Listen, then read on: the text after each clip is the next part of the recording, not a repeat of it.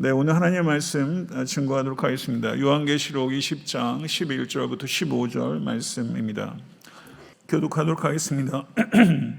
또 내가 크고 흰 보좌와 그 위에 앉으신 이를 보니 땅과 하늘이 그 앞에서 피하여 간데 없더라. 또 내가 보니 죽은 자들이 큰 자나 작은 자나 그 보좌 앞에 서 있는데 책들이 펴 있고 또 다른 책이 펴졌으니 곧 생명책이라. 죽은 자들이 자기 행위를 따라 책들에 기록된 대로 심판을 받으니 바다가 그 가운데서 죽은 자들을 내주고 또 사망과 음부도 그 가운데서 죽은 자들을 내주매 각 사람이 자기 행위대로 심판을 받고 사망과 음부도 불못에 던져지니 이것은 둘째 사망 곧 불못이라. 다시 읽겠습니다. 누구든지 생명책에 기록되지 못한 자는 불못에 던져지더라. 아멘. 하나님의 말씀입니다. 네, 계시산 등반 34일차입니다. 그렇게 요한계시록도 이제 2장만 남았습니다. 시간이 흐르네요. 네. 20장 1절부터 10절은 사탄의 결박과 천년 왕국 그리고 마귀의 최후 심판에 대한 말씀이었습니다. 오늘 본문 말씀은 모든 인간의 궁극적인 운명, 이 결정되는 마지막 심판, 이 심판이 흰 보좌 심판입니다. 흰 보좌 심판에 대한 환상이라고 할 수 있습니다. 모든 인간의 궁극적인 운명이 결정되는 시간이 된 거죠. 이 시간에 저희도 가게 될 것입니다. 11절을 보게 되면 또 내가 크고 흰 보좌와 그 위에 앉으신 이를 보니 땅과 하늘이 그 앞에서 피하여 간데 없더라 라고 말씀하고 있습니다. 여기서 요한계시록의 이 보좌에 대한 언급들이 굉장히 중요하게 나오고 있고, 그런데 이 보좌를 수식하는 형용사는 없었습니다. 그런데 여기에서 처음 보좌를 수식하는 형용사가 등장합니다. 큰 보좌, 흰 보좌, 크고 흰 보좌입니다. 크고 흰 보좌, 크다라는 것은 위엄과 권위를 상징하는 것이고, 흰으로 언급되는 흰 옷, 흰 말, 흰 세마포, 그래서 흰에 대한 언급들은 있었습니다만 여기서 흰 보좌라는 것은 순결함과 의로움과 거룩함을 상징한다라고 할 수 있죠. 그러면 크고 흰 보좌는 전능하시고 거룩하신 하나님, 전능하시고 거룩하신 하나님에 의해서 심판이 이루어지고, 거룩하시고 전능하시고 거룩하신 하나님에 의해서 심판이 이루어지기 때문에 이 심판은 흠이 없고 완전한 심판이 될 것이다 라는 것을 의미하는 것입니다. 그렇다면 그 크고 흰 보좌 위에 앉으신 이는 누굴까요? 크고 흰 보좌에 앉으신 하나님은 성삼위 하나님이십니다. 하나님은 절대 독단적으로 역사하지 않으십니다. 하나님의 모든 사역은 삼위일체적인 사역이라고 할 수 있죠. 성부 하나님은 모든 만민을 심판하시는 주권자이십니다. 성자 예수님은 하나님께로부터 심판의 권세를 위임받아 각 사람을 공의로 심판하시는 심판의 집행자이십니다. 성령 하나님은 하나님의 거룩한 심판을 우리의 영혼에 말씀하시는 증언자이시고 그 심판을 적용하시는 적용자라고 할 수 있습니다. 이렇게 성삼위 하나님, 심판의 사역이 구별되면서도 성삼위 하나님의 사역이 하나의 목적 안에서 완벽한 동역을 이루고 있다, 이렇게 볼 수 있다는 겁니다. 그래서 요한이 본 크고 흰 보좌 위에 앉으신 이는 성삼위 하나님이십니다. 그런데 거기에서 땅과 하늘이 그 앞에서 피하여 간데 없더라, 그렇게 표현하고 있죠. 땅과 하늘이 그 앞에서 피하여 간데 없더라. 이거는 old creation, 옛 창조 세계가 완전히 해체되는 것입니다. 옛 창조 세계가 완전히 해체되는 거예요. 그래서 우리가 성경을 읽을 때 가장 중요한 해석적인 렌즈는 뉴 크리에이션입니다. 그래서 예수 그리스도께서 무리를 거르신다는 사건, 무리를 걷는다는 건 중력이 깨지는 거예요. 그렇죠. old structure, old creation이 깨지는 겁니다. 예수님께서 오병이어의 기적 사건도 소위 말해서 질량 보존의 법칙, 예를 들면 그런 것들이 다 깨지는 거예요. 그래서 옛 creation, old structure 깨지고 new creation이 이 땅에 들어온 거를 기적을 통해서 보여주는 거죠. 그래서 여기에서 땅과 하늘 그 앞에서 피하여 간데 없더라라는 것은 옛 피조 세계가 사라지는 장면이라고 할 수 있습니다. 우주적 질서가 하나님의 심판 앞에서 해체되고 새로운 창조를 기다릴 준비가 되어 있는 거예요. 마치 우리가 어디에 이사하게 되면 그 집을 깨끗하게 청소하고서 새로운 가구가 들여오는 것처럼 여기에서 새 하늘과 새 땅이 이제 들어올 겁니다. 그래서 이 올드 스트럭처가 완전히 해체되는 그런 상황들을 우리가 보게 되는 것이죠. 12절을 보게 되면 모든 인류에 대한 보편적 심판에 대한 말씀입니다.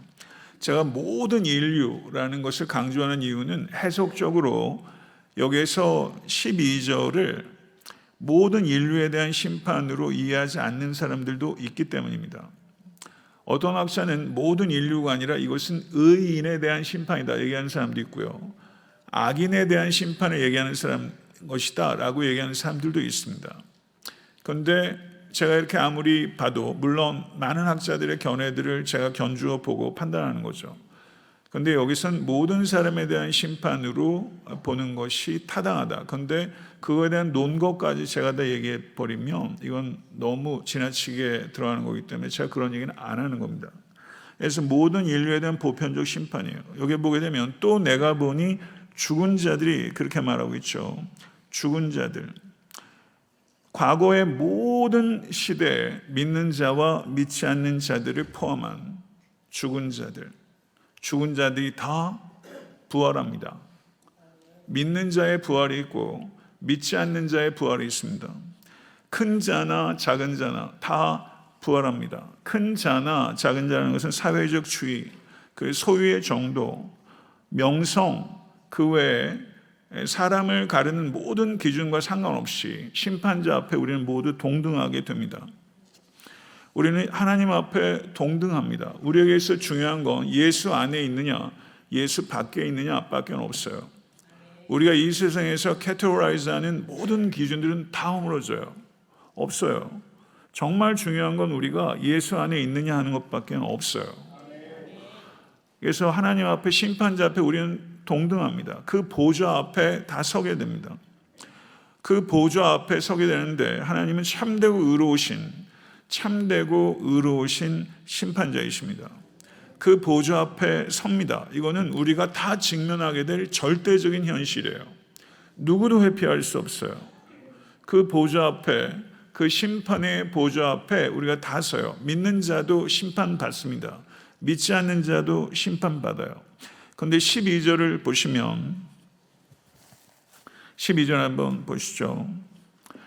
같이 한번 읽어볼까요? 또 내가 보니 죽은 자들이 큰 자나 작은 자나 그 보좌 앞에 서 있는데 뭐가 펴 있어요? 책들이 펴 있고 또 뭐가 펴 있어요? 다른 책이 펴졌으니 곧 생명책이라. 죽은 자들이 자기 행위를 따라 책들에 기록된 대로 심판을 받으니 이렇게 말하고 있어요. 그냥 화면 두시고요. 책들이 펴 있습니다. 복수 형태예요. 실제 성경 원어도 복수 형태입니다. 저 책들은 뭐냐면요, 사람의 행위에 대한 기록한 책들이에요. 행위에 대한 책들입니다. 또 다른 책이 있죠. 저거는 단수 형태입니다. 저 책을 뭐라고 그래요? 뒤에 보시게 되면 생명책이에요. Then another book was opened, which is the book of life. 이렇게 말하고 있죠. 관계대명사를 써서 다른 책이 펴 있는데 그것은 생명책이다 이렇게 말하고 있다는 겁니다. 그래서 앞에 책들은 행위의 책이고 뒤에 다른 책은 생명책이에요. 그러면 우리가 구원을 얻는 건 우리 행위로 구원을 얻지 않습니다. 하나님의 은혜로 구원을 얻어요. 하나님의 은혜로 구원을 얻는다는 건 생명책에 써주셨기 때문에 우리가 구원을 얻는다는 거예요. 그런데 생명책에 우리의 하나님의 은혜로 우리의 이름을 써주셨는데 그것에 대해서 감격하는 사람은 그거를 은혜로 사랑한다고 표현하는 거예요. 하나님께 생명책에 우리의 이름을 써주셨어요. 그걸 정말 믿는 사람, 은혜를 의지해서 살아가는 사람, 그런 사람은 어떻게 살아가느냐? 책임 없이 무책임하게 그냥 될 대로, 은혜로 어차피 구원받는데 뭐 그럴 수 없어요. 그건 불가능한 거예요. 믿지 않는 사람들은 기독교의 진리를 그렇게 조롱할 수 있어요. 영화 감독들, 영화 배우들 조롱 엄청 하잖아요. 몰라서 하는 거예요. 무식하니까 그렇게 얘기하는 거예요. 은혜로 구원 얻는 사람은 은혜로 거룩한 삶을 살아갈 수밖에 없어요. 그래서 은혜로 구원 얻는 사람, 생명책에 이름이 써있다는 것을 정말 감격하는 사람, 이 사람은 책임 있게 살아요. 개인의 삶에 있어도 마찬가지고 역사 앞에서도 마찬가지입니다. 그래서 행위는 구원의 증거예요. 행위는 구원의 열매예요. 행위가 구원을 증명해요. exhibit 한다고요. 행위가 구원의 증거예요. 마크입니다. 구원의 마크예요. 메리트가 아니라. 행위는 구원의 증거입니다. 이 증거가 여러분의 삶 속에 뚜렷하게 보여야 돼요. 뚜렷하게 보여야 돼요. 그런데 믿지 않는 자들은 생명책 이름이 없습니다. 근데 믿지 않는 자들은 행위에 대한 책들, 아까 얘기했었죠. 앞에 복수 형태, 행위에 대한 책들로 심판받습니다. 행위에 대한 책들로 심판받아 그 결과가 정죄입니다. 믿는 자들로 행위에 대한 책들로 심판받습니다. 믿는 사람들도 그 결과가 뭐냐면요, 상급이에요. 행위에 대한 책들, 여러분의 행위가 다 책에 기록되는 거예요. 하나님은 참되고 의로우세요. 그래서 참되고 의로우신 하나님께서 우리의 행위들을 다 아세요. 그리고 믿지 않는 사람들은 그것을 근거로 정죄받아요. 그들 중에는요, 내 행위보다 나은 사람도 있어요. 탁월하게 나은 사람도 있어요. 그런데 그 사람들은 그 행위의 책으로 정죄받아요. 왜요? 생명책 이름이 없기 때문에. 그런데 생명책에 이름이 있는 나는 내 행위가 미흡한데 믿는 자들이 행위의 책으로 볼 때는 그것은 상을 주기 위한 거예요. 아멘. 그래서 믿는 자의 행위도 심판받지만 두려울 거 없어요. 두려울 거 없어요. 40일 개근이냐 39일 아차상이냐 이거 차이예요. 이해 확 되시죠? 그러니까 상이 결정되는 거예요. 정죄가 결정되는 게 아니라. 할렐루야. 그러니까 우리가 믿는 자들이 선한 행위를 더해줘. 하나님께서 보시니까. 그런데 우리에게 정말 중요한 건 상급은 아니에요. 상을 주시는 하나님이에요. 그런데 부모 입장에서도요, 상을 받으려고 아이들이, 예를 들면 우리 아이도 이제 이번에 40이라면서 리월드가 있으니까 웃잖아요. 좋거든. 리월드 나는 리월드 싫어요. 애들이 그러면 좀 징그럽지 않아요? 애들이 상을 받기를 원하고 그러면 이쁘죠. 그러니까 상급을 원하는 마음 자체는 하나님 보시기에 너무 이쁠 것 같아요. 그런데 그 아이가 상급보다 하나님을 더 좋아하는 거예요. 이러면 얼마나 이쁘겠어요. 그러니까 상급을 바라고 하는 마음도 너무 귀하고, 그런데 상급이 아니라 나의 진정한 상급은 하나님 자신입니다 라고 고백할 수 있다면 그거는 너무너무 하나님을 기쁘시게 하는 거죠. 13절부터 15절을 보게 되면 죄인들에 대한 심판이에요. 12절은 보편적 인류 전체에 대한 심판이라는 말씀을 드렸어요. 13절 15절은 죄인들에 대한 심판입니다. 13절 상반절을 볼게요. 바다가 그 가운데 죽은 자들을 내주고 또 사망과 은부도 그 가운데서 죽은 자를 내주매, 그렇게 말합니다. 여기서 이 바다는 문자적인 의미는 아니에요. 21장 1절 한번 볼게요. 21장 1절 한번 보게 되면 다시 한번 읽어볼게요. 또 내가 새 하늘과 새 땅을 보니 처음 하늘과 처음 땅이 없어졌고 바다도 다시 있지 않더라, 이렇게 말하죠. 바다도 다시 있지 않더라. 그럼 천국엔 바다가 없어요? 바다 좋아하시는 분들 너무 서운할 것 같아요. 천국에서 여러분 물개처럼 수영하게 될 거니까 걱정하지 마세요. 여기서 이 바다가 그런 문자적 의미의 바다 아니죠. 바다는 뭐냐면요, 악의 출처예요. 악의 출처. 그리고 죽은 사람들, 악인들이 죽어서 임시 거처를 상징적으로 표현해요. 똑같은 단어라도 어떤 문맥에 쓰이냐에 따라서 그 의미가 달라질 수밖에 없습니다. 근데 여기서 이 바다는 뒤에 보세요. 다시 한번 본문을 보게 되면 바다가 그 가운데서 죽은 자들을 내주고 또 사망과 음부도 그 가운데서 죽은 자들을 내주매 이렇게 말하고 있죠. 바다도 죽은 자들을 내주고 사망과 음부도 죽은 자들을 내줘요. 그러면 바다는 뭐고 사망과 음부는 뭐야? 동의어라고 보면 됩니다. 동의어. 물론 모든 학자에 똑같이 얘기하는 건 아니에요. 그런데 문맥과 상황을 볼 때 이건 동의어라고 해석하는 게 타당하다. 그러면 여기 그 다음 질문은 그러면 사망은 뭐고 음부는 뭐야? 분명히 다르죠. 그런데 여러분 지금 여태까지 우리가 생각에 개념에 컨퓨즈 되는 게 스올은 뭐고 하데스는 뭐고 그런 표현들이 있잖아요. 그 다음에 지옥을 표현하는 표현들, 그 다음에 낙원 뭐 이런 여러 표현들이 있는데 그 지옥을 표현하는 항구적인 지옥, 임시적인 지옥 뭐 여러 가지 얘기할 수 있겠습니다만 이런 걸 종합적으로 우리가 이해할 수 있는 기회가 사실은 없었어요. 그러다 보니까 읽을 때마다 혼란스러워요. 그래서 제가 이제 이미 이런 부분을 이야기했었습니다만 오늘 그 부분을 좀 정확하게 다시 이야기를 하겠습니다. 사망과 음부는 어떻게 다를까? 사망은 그야말로 physical death입니다. 육체의 죽음이에요. 죽음은 세 종류가 있습니다. physical death, spiritual death, permanent death입니다. permanent death가 불못에 던져지는 거예요. 둘째 죽음입니다. 그러면 여기서 사망은 육체가 끝나는 거예요. 무덤에 묻히는 거예요. 음부는 하데스입니다. 하데스는 악인들이 죽으면, 믿지 않는 사람들이 죽으면 육체는 어디로 가요? 죽은 사람들은 다 어디로 가요? 땅으로 가요. 육체는. 영혼은 어디로 가요? 죽은 사람들의 영혼은 어디로 가요? 악인들의 영혼, 의인들의 영혼은 어디로 가는 겁니까? 악인들의 영혼이 가는 데가 음부예요. 하데스. 의인들의 영혼이 가는 곳이 낙원입니다. 낙원.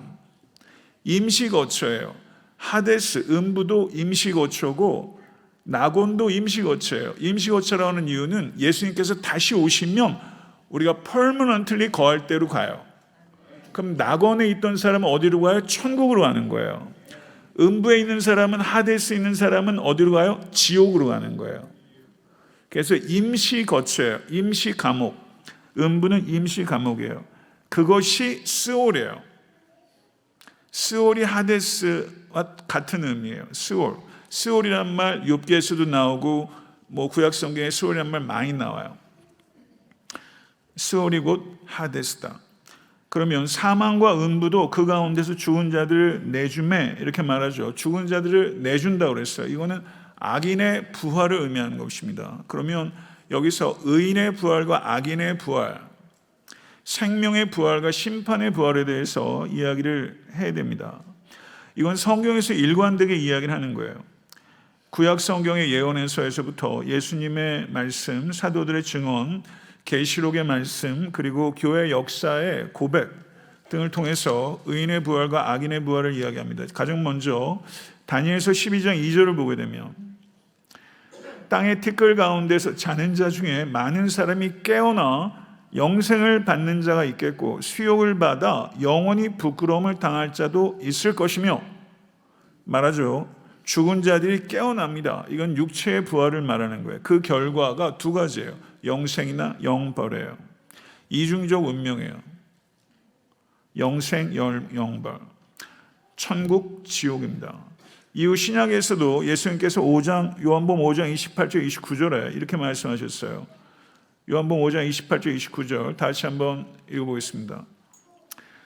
무덤 속에 요한복음 5장 28절에서 29절 같이 한번 읽겠습니다.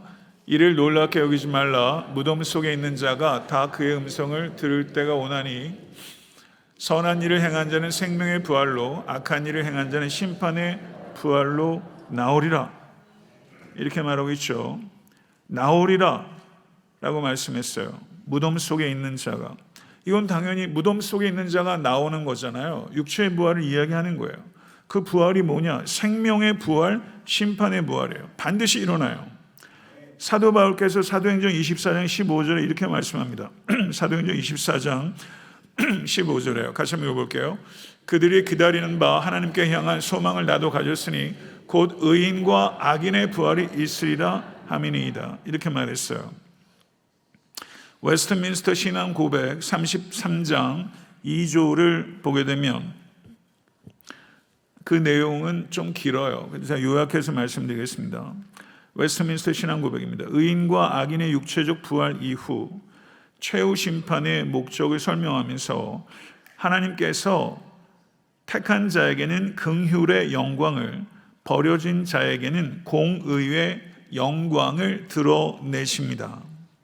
이날 의인들은 영원한 생명 안에서 주 앞에서 나오는 충만한 기쁨과 세임을 받게 되고, 반면에 예수 그리스도의 복음을 거부한 자들은 주의 임재와 권세의 영광으로부터 끊어지는 영원한 멸망의 형벌을 받게 됩니다. 이렇게 말했어요.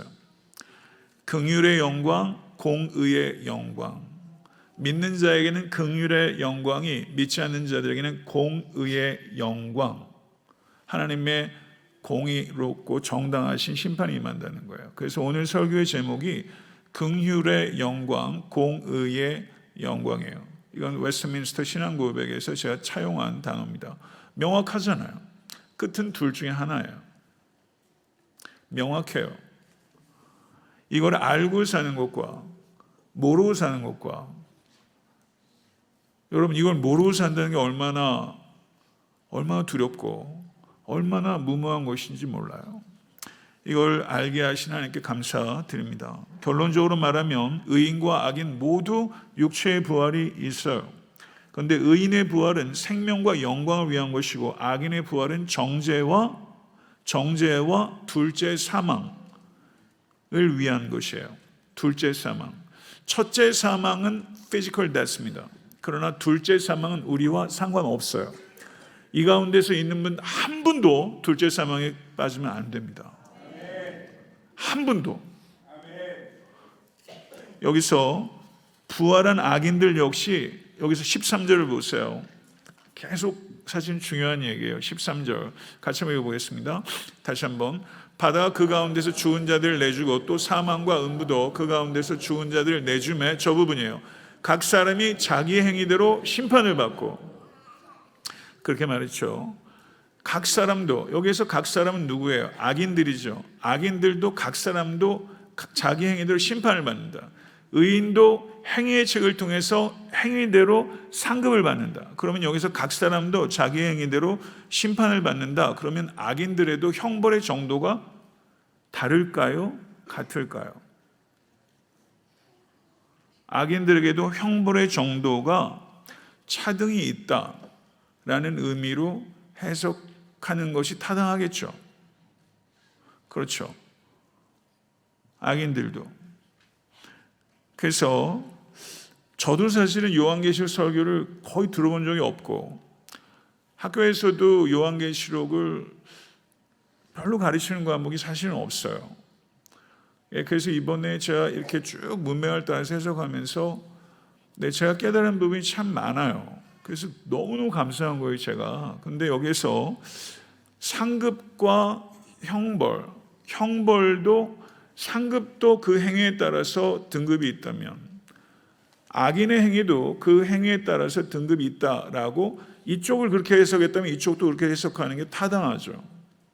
그래서 악인의 형벌도 그 죄의 정도에 따라 차등이 있다라고 해석하는 것이 타당합니다. 그래서 이런 부분들에 대해서 성경적 근거, 그리고 교회 신학적 근거에 대해서 말씀을 드릴게요. 성경은 최후 심판에서 모든 악인들이 형벌을 받게 된다는 걸 분명히 하고 있습니다. 근데 동일한 강도와 내용으로 주어지는 것이 아니라는 거예요. 악인들의 형벌에도 차등이 있다.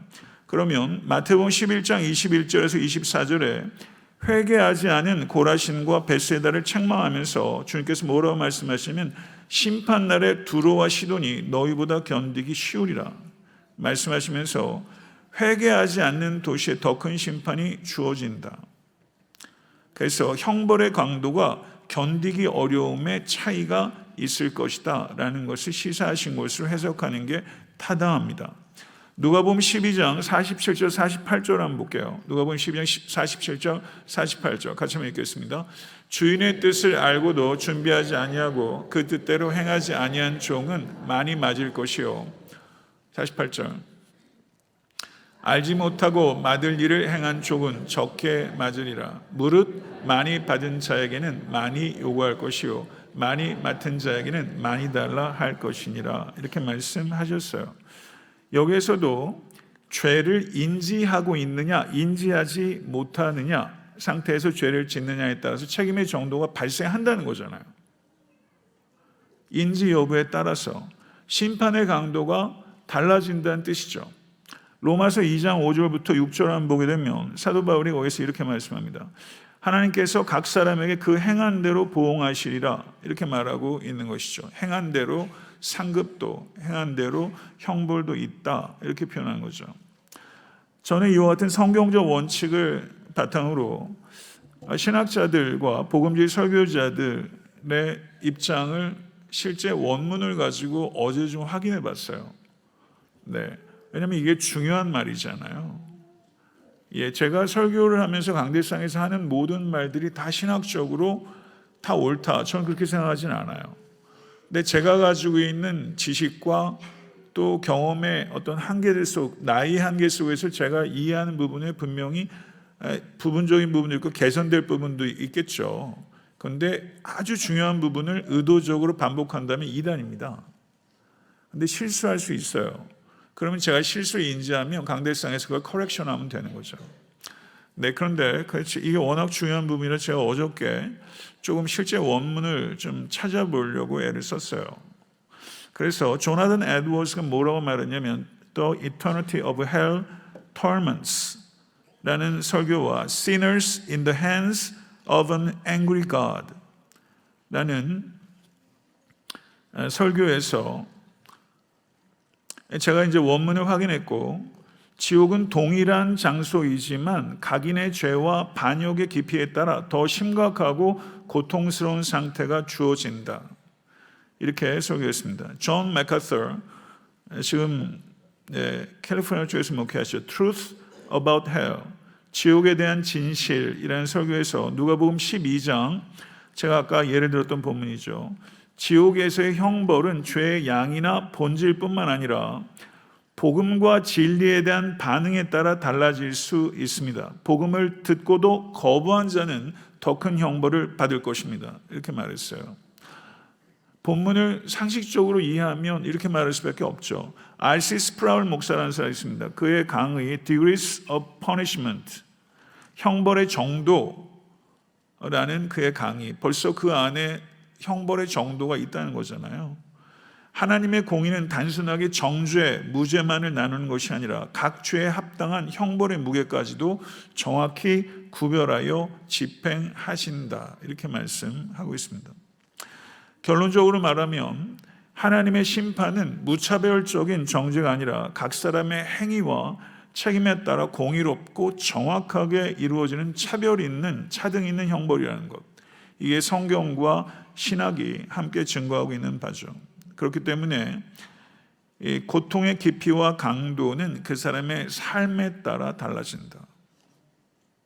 이렇게 말할 수 있습니다. 여기서 또 하나 또 중요한 부분들을 말씀을 드려요. 영혼 멸절설이라고 있습니다. 여러분 혹시 들어보시는지 모르겠어요. 영혼 멸절설. 영혼 멸절설은 불신자들이 최후 심판 이후에 지옥에서 영원한 의식적인 고통을 받는 것이 아니라 일정한 형벌을 받은 후에는 영혼이 소멸된다는 거예요. 존재가 없어진다는 거예요. 이게 영혼 멸절설이에요. 이와 같은 입장은 전통적인 입장은 저를 한번 따라해 보세요. 영원 형벌설. 전통적인 입장은 영원 형벌설이에요. 영원토록 형벌을 받아요. 의식이 있어요. 영원토록 형벌을 받아요. 근데 영혼 멸절설은 일정한 고통의 기간 다음에 존재 자체가 사라진다는 거예요. Sounds good. 듣기 너무 좋아요. 그래서 그 얘기가 뭐냐면 형벌의 본질은 고통이 아니라 하나님과의 단절이기 때문에, 그렇기 때문에 영혼이 소멸된다. 존재가 지워진다. 이렇게 표현했어요. Sounds good. 그리고 실제 이렇게 주장했던 사람 중에 한 분이 존 스토트 목사입니다. 존 스토트 목사님은 전통적인 견해에 대해서도 받아들이는 입장이죠. 그리고 존 웨넴이라고, 제가 알기로는 옥스퍼드 교수예요. 신약학 교수. 존 웨넴. 둘 다 이단 아니에요. 당연히. 그런데 이 부분에 있어서는 오류가 발생한 거예요. 오류가 발생한 거죠. 그래서 이 부분에 대해서 좀 비판받는 경우들이 있습니다. 그러면 이분들이 왜 영혼 멸절설을 주장하는가라고 했을 때 근거가 있죠. 당연히. 마태복음 10장 28절, 몸과 영혼을 지옥에서 멸하실 수 있는 분을 두려워하라 라고 했을 때 그 멸하심을 존재의 파괴로 해석한 거예요. 로마서 6장 23절에 죄의 싹은 사망이다 라고 했을 때 이 사망을 의식적인 고통이 아닌 영원한 생명으로부터의 단절로 이해한 겁니다. 그리고 말라기 4장 1절 3절의 내용도 뿌리와 가지도 남기지 않고 불사르며 악인은 죄와 같이 사라질 것이다 라는 표현들을 멸절로 이해한 것이죠.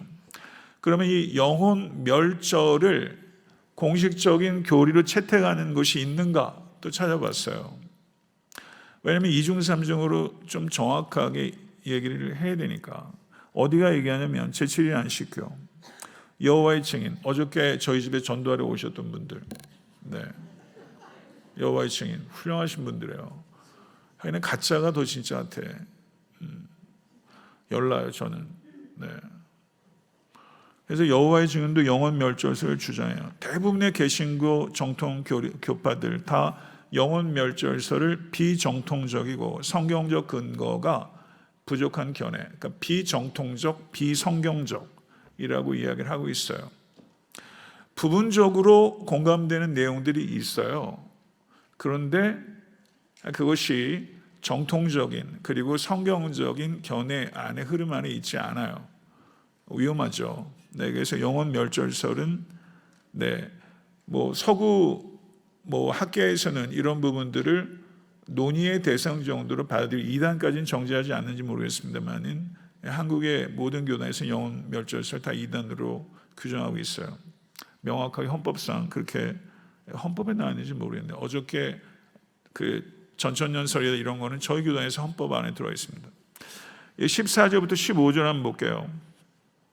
사망과 음부가 불못에 던져지니 이것은 둘째 사망 곧 불못이라. 누구든지 생명체에 기록되지 못한 자는 불못에 던져지리라. 이렇게 말씀하고 있죠. 고린도서 15장 26절은 맨 나중에 멸망받을 원수는 사망이니라. 아멘. 죽음이 죽게 될 것입니다. 죽음 자체와 그 결과인 무덤, 이게 죽음이죠. 중간 상태인 음부, 제가 내일 특별한 사항이 아니면 제가 내일 이 중간 상태에 대한 설명을 하려고 그래요. 설교의 제목은 어디에 계실까? 전 저희 아버지 사진을 제가 설교할 때 제 앞에는, 제가 요즘 잠을 많이 못 자니까 체력적으로 한계에 부딪혀서 너무 힘들 때 아빠 어디 있어요? 저 자꾸 아빠한테 말을 걸거든요. 아빠 지금 어디 계세요? 너무 궁금한 거예요. 지금 어디 계실까? 여러분 가족들 중에서 먼저 보낸 가장 가까운 것들이 있잖아요. 어디 계실까? 그 부분에 대해서 좀 우리가 정확한 이해가 필요하다, 이런 생각이 좀 들어서 어디 계실까가 내일 설교 준비가 되면 제가 할 생각이고, 부활절 설교는 다시 만날 수 있을까? 물론 우리가 다시 만난 믿음을 가지고 있지만 그것을 말씀의 근거를 가지고 좀 더 이해하고 붙드는 게 너무 중요하다. 이게 제 문제가 되니까 이게 또 다른 거예요. 죄송하게도. 지금 어디에 계실까? 그런 아픔 한 구석을 다 가지고 계시잖아요. 그냥 계속 그곳을 펴보질 못하는, 너무 아프니까 그런 부분들이 계실 텐데, 그 부분에 대해서 성경이 뭘 얘기하나? 중간 상태인 거거든요. 중간 상태 어디라고요? 음부, 하데스, 낙원. 이것에 대해서 좀 내일 준비를 오늘 최대한 해보고요. 준비가 되면 그렇게 내일 말씀드리겠습니다. 짐승과 거짓 선지자가 불못에 던져졌어요. 할렐루야. 그 다음에 불못에 누가 던져졌어요? 사탄이 던져졌어요. 불못에. 그냥 시리즈로 망하는 거예요. 짐승과 거짓 선지자, 사탄. 그 다음에 오늘 본문에서 누가? 악한 사람들, 믿지 않는 사람들. 그 다음에 또 뭐가? 사망과 음부가, 죽음 자체가 끝이 난다는 거예요.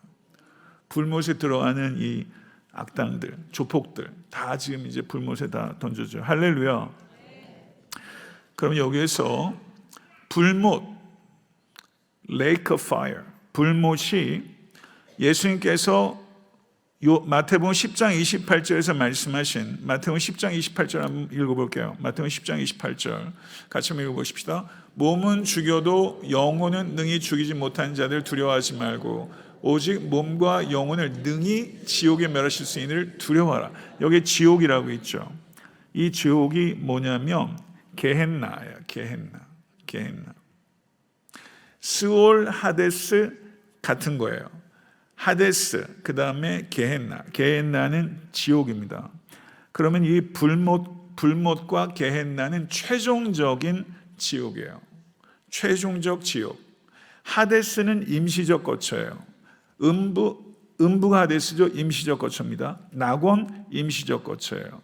최종적인 거처, 불못, 게헨나.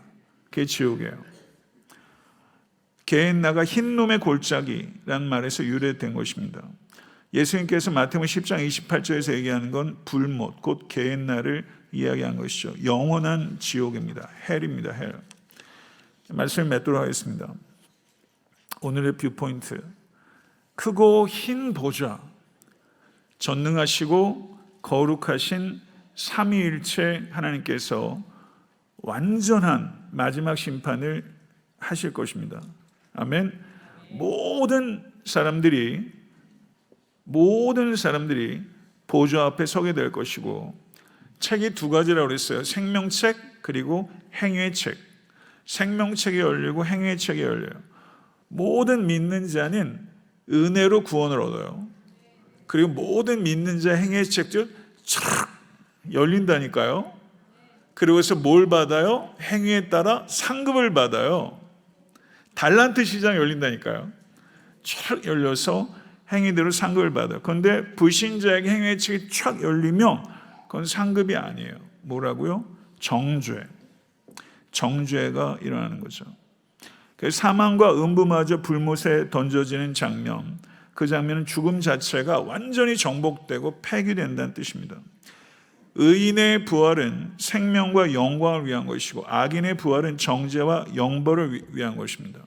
그래서 의인의 행위에 따라 상급의 정도가 달라지고 악인의 행위에 따라 징벌의 정도가 달라져요.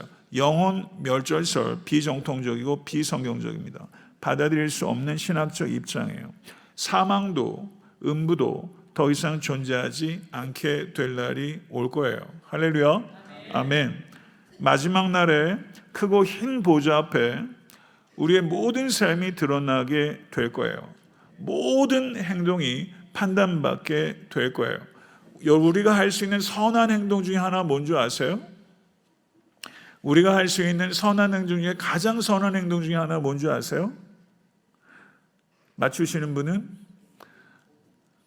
네. 우리가 할 수 있는 가장 선한 행동 중에 하나가 회개예요. 회개. 하나님은 회개를 선한 행동으로 카운트하세요. 사랑하는 성도 여러분, 우리 모두가 생명책에 기록되기를 간절히 소망합니다. 천국에서 다 만날 텐데 누가 미싱돼 있으면 저는 너무너무 속이 상할 것 같아요.